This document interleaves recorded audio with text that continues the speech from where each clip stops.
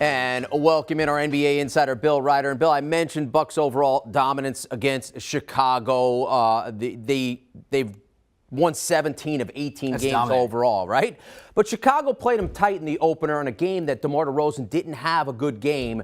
So what shot do you give the Bulls to get even in game two? Look, I like the Bulls' chances of being competitive in the game, and I think the 10 is too many points. I don't think they're going to win the basketball game because in the end, they're just Chicago's not. They're not very good defensively. The addition of Alex Caruso, I know, makes a difference there, but they're not very good defensively. And I think Giannis Antetokounmpo is the best player on the face of the earth. We saw it last year.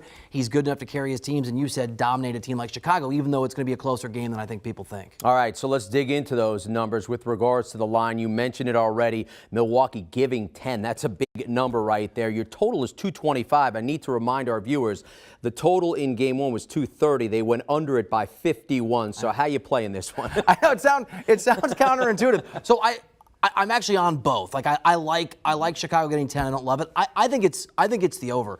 Vegas knows what it's doing. The first game was an anomaly. Yep. You're talking about a guy in Drew Holiday who had an awful game. You're talking about a guy in Chris Middleton who forgot how to shot for the night. Shoot for the night. Giannis is always going to get his. I think you'll see a much better performance from those Bucks. Yep. And I think Chicago's going to have, again, a pretty good basketball game. Chicago doesn't play defense. They win or they compete in high-scoring games. This will be a high-scoring game. I really like the over. Yeah, you make a good point in their run to the title a year ago. Those three, the three, played well throughout. They're an interesting team because they get these ancillary players, these bench players that step up when others in the starting rotation do not. When you're looking at this game with regards to Giannis, I mentioned 27 points in the opener. His points prop is a 32.5. Over or under that number? It's such a big number. The thing is, he would have destroyed this if he had played more in that game in the fourth quarter. I think he goes over. I know it's huge. Giannis steps up in these games, and Giannis understands what it takes to be an NBA champion. We don't have to speculate on that. We saw it last year. Getting up, there's no must-win games until it's a must-win game, but getting up 2-0 at home is a critical first step, especially in the first round of the playoffs. These guys, the Bucks, understand, haven't been through this. You want these series to be short as possible because the wars and the battles are ahead. I think Giannis imposes his will. I think he gets a lot of help. I think his guys, Drew Holiday and Chris Middleton, shoot well, play well. That means Giannis can attack that rim. Give me the over. All right, so you and I were talking in the newsroom about this. DeMar DeRozan was in that MVP conversation this year. Great first season in Chicago. Not so much in game one. 6 of 25 from the floor, just 18 points. His points prop for tonight, 28.5. So how do you look at it?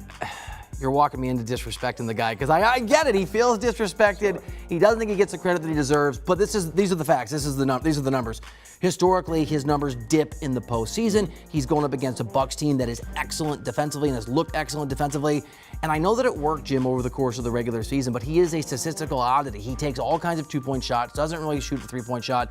The shots that he takes in his offense is built on a premise that just doesn't work. The math doesn't work in the NBA. Now, he makes it work, but he's the guy you slow down and you stop. That if you're the Milwaukee Bucks, it's easier to stop him than most other superstars because of the way that he plays.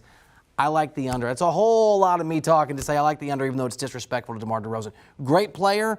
He just doesn't play at the same level in the playoffs. Yeah, well, he could still have a 27-point game, and that would be under. There we go. You know what? I'll sign up for that. Go 27, DeMar. He's Bill Reiter. He's Reiter more than wrong, that's for sure, as we look at this postseason. And this is how he's looking at tonight's tip. Bucks, Bulls going over that total of 225, going over Giannis's point prop at 32.5 and going under that 28.5 for DeMar DeRozan.